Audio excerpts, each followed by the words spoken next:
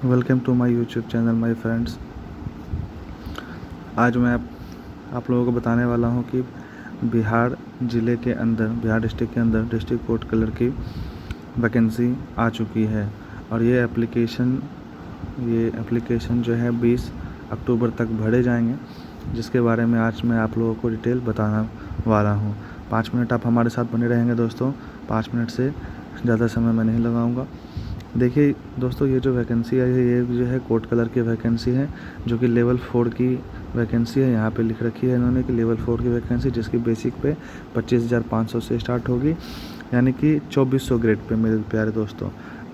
से central government के 2400 grade pay की जो नौकरियाँ होती हैं उसी की लेवल की ये नौकरी है, वही सैलरी आप लोगों को मिलेगी। और टोटल 3,325 वैकेंट पोस्टों के लिए ये बहाली आई है। और ये एप्लीकेशन जो है आपको फिलअप की जाएगी इस वेबसाइट पे, जो कि यहाँ पे दे रखी है https। ये जो वेबसाइट है इस पे फिलअप की जाएगी।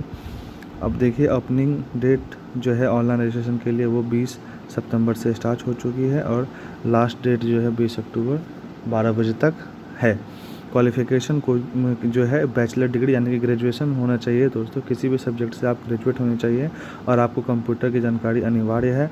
और इसमें आपको मेडिकली फिट होना चाहिए और कैरेक्टर अच्छी होनी चाहिए, जो कि हर सरकारी नौकरी की डिमांड होती है।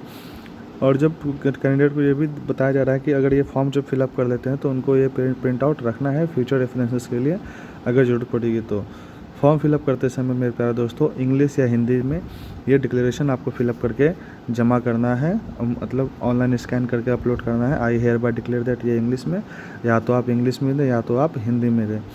मैं इतने द्वारा ये घोषणा करता हूँ, ये हिंदी की डिक्लेरेशन है, ये आपको जमा करनी है। और देखिए इसमें है क्या दोस्त, लेटेस्ट कलर फोटोग्राफ आपको जमा करना है। ये फॉर्म फिलअप मैं आपको आगे लेके चलूँगा। एज लिमिट जो है मिनिमम, देखिए आप किसी भी पोस्ट के लिए 21 साल है, मेल फीमेल सबों के लिए 21 साल, मैक्सिमम 37 से लेकर 40 साल तक है, ठीक है। और यानी कि जनरल के लिए 37 मैक्सिमम, जो कि अनरिजर्व, मतलब जनरल मेल के लिए 37, जनरल महिला के लिए 40, और बैकवर्ड और एक्सट्रीमली बैकवर्ड क्लासेस यानी कि पिछड़ा और अत्यंत पिछड़ा वर्ग के जो हमारे विद्यार्थी हैं उनके लिए मैक्सिमम एज 40 रखी गई है। SC/ST के छात्रों के लिए भी 42 रखी गई है। अब हम दोस्तों बात करेंगे जनरल कंडीशंस जो हैं। अगर कोई बंदा या कोई मतलब अगर कोई स्टूडेंट या छात्र मतलब जो पहले से सरकारी नौकरी में है या पब्लिक सेक्टर अंडरटेकिंग में है, तो उसे यह फॉर्म फिलअप करने से पहले NOC उस डिपार्टमेंट से लेके रखनी है और उसकी डेट को फॉर्म फिलअप करते समय मेंशन करना है। ये 6 का 1 में ये दे रखा है। ये प्रिस्क्राइब अगर कोई है तो उनके लिए जो है मिनिमम और मेयर प्रोसेसन जो समडन और अटल any can to be call for the test, ये आप लोगों के काम की नहीं है दोस्तों। ये से आगे बढ़ते हैं। ये बात देखिए, एग्ज़ाम के लिए कोई TAD नहीं दी जाएगी, ये दे रखा है इन्होंने। एग्जामिनेशन फ़ीस जो है 800 रुपये है जनरल वालों के लिए, अत्यंत पिछड़ा वर्ग वालों के लिए और इकोनॉमिकली वीकर सेक्शंस के लिए, आर्थिक रूप से पिछड़ा छात्रों के लिए 800, बाकी SC/ST ट्राइब छात्रों के लिए 400 रुपये हैं। सिलेक्शन टेस्ट के सर प्रिलिमिनरी टेस्ट होंगे इसमें जो मल्टीपल चॉइस क्वेश्चन होंगे, ठीक है। उसके बाद जो भी है रिटन टेस्ट हो गया 90 नंबर का, फिर इंटरव्यू है 10 मार्क्स का।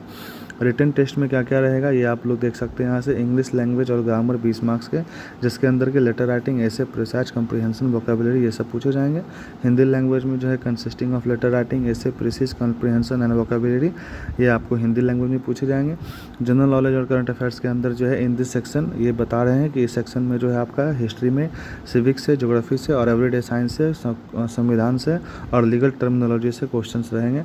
मैथमेटिक्स ऑफ मैट्रिकुलेशन स्टैंडर्ड, मतलब मैथ्स के जो एग्ज़ाम होंगे वो जो है मैट्रिक के इस लेवल के रहेंगे, ये बता रहे हैं। जिसमें time and distance, time and work, calculation, simple interest, compound interest, ration proportion, मतलब ऊपरी स्तर पे बता रहे हैं कि क्या क्या पूछे जा सकते हैं।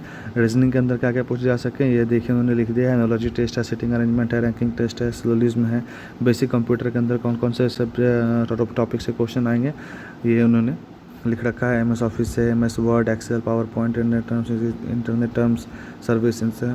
The minimum qualifying marks will be 40% in the return examination. दोस्तों इन लाइन का मतलब ये है कि रिटर्न एग्जामिनेशन का जो क्वालिफाइंग मार्क्स होगा मिनिमम 40% होगा, यानी कि 40% से कम अगर किसी भी छात्र का नंबर आता है तो वो सेलेक्ट नहीं किया जाएगा। ये मिनिमम क्वालिफाइंग है। सपोज मान लो कि कई छात्रों ने 70% नंबर ले आए, है ना, तो अब ज़रूरी नहीं है कि 40% जिसका आया है उसको पास कर ही लेंगे। ये एक कट ऑफ बनाएंगे, उसी कट ऑफ पे सबका सिलेक्शन करेंगे, लेकिन मिनिमम 40% होनी ही चाहिए। अगर मान लो कि सब वो स्टूडेंट के 35% या 30% का राउंड आ गया तो ये किसी का सिलेक्शन नहीं करेंगे, ऐसा इन्होंने कह रखा है। प्रिलिमिनरी टेस्ट जो है मल्टीपल चॉइस होंगे, ये आपको इन्होंने पहले ही बताया।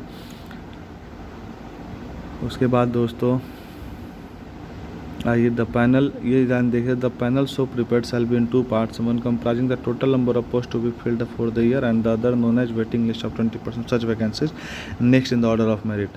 यानी कि ये कह रहे हैं कि 20% स्टूडेंटों के लिए मेरिट बनाएंगे वेटिंग लिस्ट की, जो कि बाद में फिलअप किए जा सकेंगे। अब देखिए एडमिट कार्ड वेबसाइट से डाउनलोड करेंगे, कोई भी कॉरिजेंडम या कोई भी लेटर इसके रिगार्डिंग अगर आता है तो ये उसको वेबसाइट पे डालेंगे कैंडिडेट्स के फ्यूचर रेफरेंस के लिए। दोस्तों ये तो हो गई नोटिफिकेशन की सारी बातें। अब मैं दोस्तों आप लोगों को ये बताना चाहूँ, जब आप फॉर्म अप्लाई कर रहे होते हैं तो आपको 800 रुपये कटाने होते हैं। पूरी तरह से आपको डिटेल, नाम, एड्रेस, ठिकाना, कब आपने मैट्रिक पास की है, कितने नंबर से पास की है, कितने परसेंटेज से पास की है, इंटर की भी वही सेम कितने नंबर से पास की है, कौन से साल में पास की है, ये आपको डिटेल फिल करनी पड़ती है। ग्रेजुएशन की भी सेम डिटेल फिल करनी पड़ती है। और बिना कंप्यूटर की डिग्री के, बिना कंप्यूटर के कोई भी डिग्री हो, 6 महीने वाली हो या 8 महीने वाली हो, उस कंप्यूटर के डिग्री के नंबर ये लोग चाहते हैं। कंप्यूटर अगर एजुकेशन आपके पास नहीं है, कंप्यूटर सर्टिफिकेट अगर आपके पास नहीं है तो आप ये फॉर्म फिलअप नहीं कर पाएंगे।